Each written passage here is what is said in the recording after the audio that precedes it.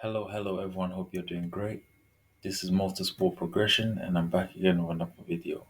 So I just want to talk about the 2025 Formula One driver standings. Yeah, and after three races and one sprint race, I just want to talk about the driver standings after these three races.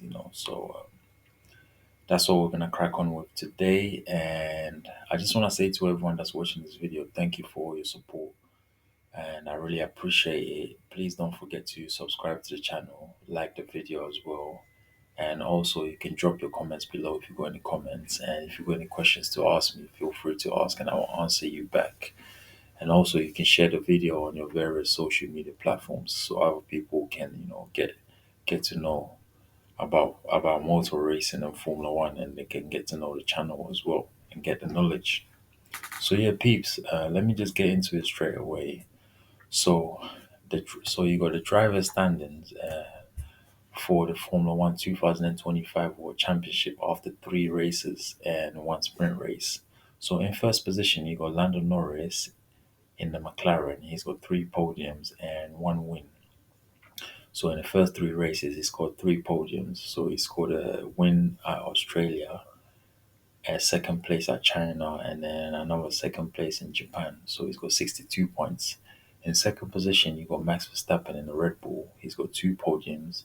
He scored a second position at Australia, and he scored a first position at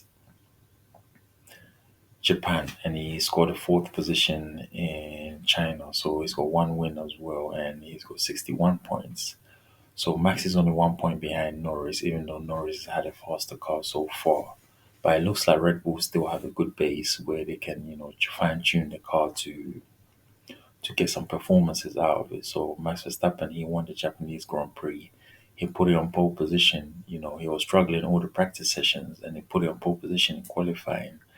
And then in the race, he won the race, from pole position by controlling the pace of the race. Not trying to drive too far away from McLaren's, keeping them in just in his rearview mirrors, and in the dirty air. So Max did very, very well. Brilliant drive at the Japanese Grand Prix. In third position, you got Oscar Piastri. He's got two podiums and one win. So he won at the Chinese Grand Prix and he scored a third position in the Japanese Grand Prix.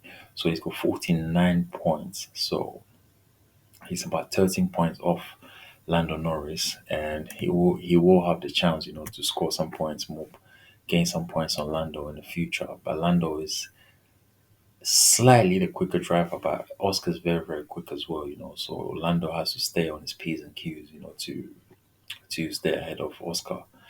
And in fourth position, you got George Russell in the Mercedes. He's got two podiums and he's got 45 points. Okay. In fifth position, you got Kimi Antonelli. He's got no podiums and he hasn't won a race yet. And he's got 30 points. And today at the Japanese Grand Prix, he was the youngest driver, to ever lead a race. And that was really, really good for him. He's showing that he can extract some good performances out of the Mercedes. And sooner or later, he's going to be scoring ahead of George Russell maybe a couple of times, but George is also a quick driver himself, so it's always going to be a battle. Okay, in sixth position you got Charles Leclerc in the Ferrari. He's got 20 points, and Charles Leclerc has done okay so far. He's done well so far. He scored some good points at Australia. In China, they got disqualified, so they didn't get no points there. But I'm sure he scored a couple of points, maybe in the sprint race. And then in Japan, he's finished in the top 10. So 20 points out of three races plus a sprint race. I mean, Charles would have been looking for more performance from the Ferrari, but I mean, he just has to take what he's got right now and improve on it. In seventh position, you got Alexander Albon in the Williams, and he's got no podiums at the moment, and he hasn't scored a win yet, but he's got 18 points. And that's very, very impressive because, Williams have struggled over the last few years, but they're finally, like a midfield team, pushing towards the front, able to finish like fourth and fifth in the race and stuff like that. So good looking for Williams. And, Alexander Albon, he's been there for a little while, so he's kind of familiar with the development of the car and stuff like that. But in the Japanese Grand Prix, he was really, really not happy because the upshifts were were giving him problem. He was having problem with his gear shift, the upshifts, and he also had a problem with the pit stops as well, where he was undercut or by Isaac Hadjar or something like that. So he wasn't happy with that. But Albon's doing really, really well, so he's pushing the Williams team forward. In eighth position, he got Lewis Hamilton with 15 points, and also Lewis had a I think Lewis scored a point in Australia, and then in China he scored some good points, but they got disqualified.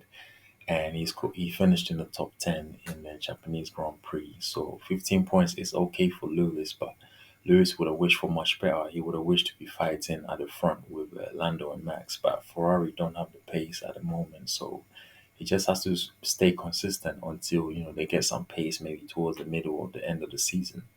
So if he won the sprint race in China, so if he can grab a few wins on along the way, it will be a success this season. But I don't know if he can challenge for the world championship at the moment. In ninth position, you got Esteban Ocon in the Haas with 10 points, and Ocon scored some good points in the Chinese Grand Prix. I think he finished fifth, and in the Japanese Grand Prix, I'm not too sure what his point scoring position was, but 10 points is very good for the Haas, and it shows the improvement they've made over the last few years. And Ocon just went into the team and he's getting familiar with the car a little bit more. And in 10th position, you got Lance Stroll in Aston Martin. He scored 10 points. So in the first two races, he scored some good points in Australia and China, and also he's the only Aston Martin driver, with points at the moment. So Lance Stroll is holding it up for Aston Martin at the moment. So we're just waiting for Fernando Alonso to join the battle and to make sure that Aston Martin keeps scoring some points. And in 11th position, you got Nico Hulkenberg in the Sauber. He's got 6 points. In 12th position, you got Oliver Behrman in Haas with 5 points. And Behrman has really, really done well so far this season. He struggled in the first race, but in the Chinese Grand Prix and the Japanese Grand Prix, he's done quite really okay. So he's had a couple of top 10 finishes in the last two races to score some points. And respect to Behrman for that. He's getting the hang of the car and he's driving really, really well. So he just has to eliminate the mistakes and stuff like that, and he will be okay. And in 13th position, you got Isaac Hadjar with 4 points. Hadjar didn't score any points in the first two races. He had a very disappointing Australian Grand Prix. But these 4 points were came at the Japanese Grand Prix has been very good for him. I think he finished in the top 10 in the Japanese Grand Prix. So Isaac Hadjar is in the racing pool. He's gonna be really, really happy with his Japanese Grand Prix. And pushing forward, he will be looking for better performances as well. And in 14th position, you got Yuki Tsunoda in the Red Bull, and Yuki scored 3 points. Those 3 points he scored it in Racing Bulls. So he just went into the Red Bull team, and his first race was the Japanese Grand Prix, and I don't think he scored any points there. So Yuki, I know the fans came out to support him, but in the first practice session, he was only 0.1 seconds behind Max, a tenth of a second. But as the weekend went on, it stretched a little bit more, and then he didn't make it into Q3 in qualifying, so he started not in the greatest position, so that hurt him a little bit. So Yuki will be looking to do much better in the Bahrain Grand Prix next weekend. In 15th position, you got Carlos Sainz Jr. in the Williams. He's got 1 point. So, Carlos Sainz, he just got to the Williams team, and, the car is not easy to tame. He's just getting used to the settings and stuff like that. Carlos is a quick driver, but he feeds into the car. He learns the car first and he learns the track first. So I'm saying towards a few races in, you're going to see some pace from Carlos, but at the moment he's struggling a little bit. But it's to be expected. He just joined the team, and he was in a quick team before Ferrari, and he just joined Williams, so they're just developing. So he's just developing with them. In 16th position, you got Pierre Gasly in the Alpine. He hasn't scored a point yet. In 17th position, you got Fernando Alonso in Aston Martin. He hasn't scored a point yet. So Fernando has had a really struggle and tough time, for the first three races, but I'm sure if Aston Martin gets some performances, he's gonna, improve his positions and score some points as well. 'Cause, Fernando always scores points. And in 18th position, you got Liam Lawson in the Racing Bulls. And his first two races was in the Red Bull, and we all know what happened. And now he's in the Racing Bulls, so he didn't manage to score any points at the Japanese Grand Prix. But towards the future, he'll be looking to get on top of that car and make the most of it. In 19th position, you got Jack Doohan in the Alpine, and he hasn't scored any points yet. And Jack Doohan, he's just learning as well. He's getting into the feeling of the car and stuff like that. The Alpine can be quick here, but they don't have the performance at the moment. As you can see, Pierre Gasly hasn't scored any points. So they'll be looking to make some developments when they get to Europe. And let's see what Pierre Gasly and Jack Doohan can do in the Alpine. And in 20th position, you got Gabriel Bortoleto. He's in a Sauber and he hasn't scored any points yet.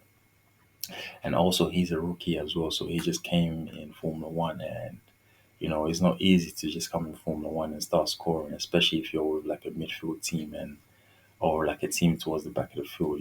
Like most of these drivers, for them to get in Formula One, they have top abilities and stuff like that. But it's not an easy sport as well, and it's a results-based sport. So yeah, peeps, this is the top 20 drivers for the Formula One 2025 Drivers' Championship after the Japanese Grand Prix. So yeah, peeps, I'm just gonna give you the standings again from 1 to 20, and then I'm gonna wrap up the video quickly. So in first position, you got Lando Norris. He's got 62 points. In second position, you got Max Verstappen. He's got 61 points. In third position, you got Oscar Piastri. He's got 49 points. In fourth position, you got George Russell. He's got 45 points. In fifth position, you got Kimi Antonelli. He's got 30 points. In sixth position, you got Charles Leclerc, who's got 20 points. In seventh position, you got Alexander Albon, who's got 18 points. In eighth position, you got Lewis Hamilton, who's got 15 points. In ninth position, you got Esteban Ocon, who's got 10 points. In 10th position, you got Lance Stroll, who's got 10 points. And in 11th position, you got Nico Hulkenberg, who's got 6 points. In 12th position, you got Oliver Behrman, who's got 5 points. In 13th position, you got Isaac Hadjar, who's got 4 points. In 14th position, you got Yuki Tsunoda with 3 points. In 15th position, you got Carlos Sainz Jr. with 1 point. In 16th position, you got Pierre Gasly with 0 points. 17th position, you got Fernando Alonso with 0 points. 18th position, you got Liam Lawson. He ain't got no points as well. In 19th position, you got Jack Doohan, who's got no points as well. And in 20th position, you got Gabriel Bortoleto, who's got no points as well. So you got 15 drivers that scored points and only 5 drivers haven't scored. So peeps, I'm gonna wrap it up here. Thank you for listening and enjoying the content. I hope you're enjoying it. I just want to say to everyone, thank you so much for supporting the channel. Please don't forget to subscribe to the channel. Hit the notification bell. So you get notified for any new uploads. Like the video as well. Drop your comments below. Let me know what you think about the championship standings at the moment. If you've got any questions to ask me, feel free to ask and I will answer you back. And please don't forget to share as well. Share it on your favorite social media platforms like your Twitter, your Facebook, and things like that. And also, you can click on another video and check out more content on the channel that I've made. And also, you can always come back on the channel, check out new content that I've made as well. So I just want to say to everyone, thank you so much. I appreciate you. And I'm going to wrap it up here. So on to the next one. Thank you.